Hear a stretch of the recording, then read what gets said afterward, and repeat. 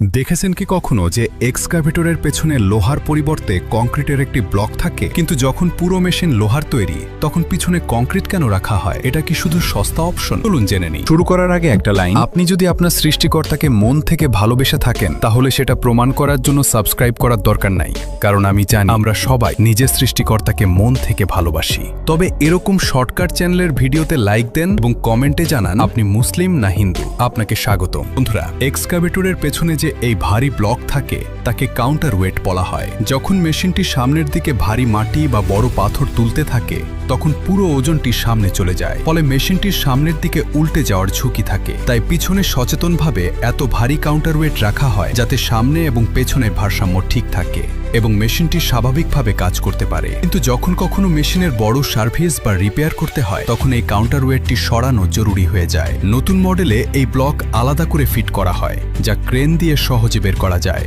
কিন্তু পুরনো মডেলে এটি সরানোর জন্য ভেঙে ফেলতে হতো। এরকম ভিডিও দেখতে চাইলে আমাদের চ্যানেলটি সাবস্ক্রাইব করে বেল আইকন অন করে দিবেন। ধন্যবাদ।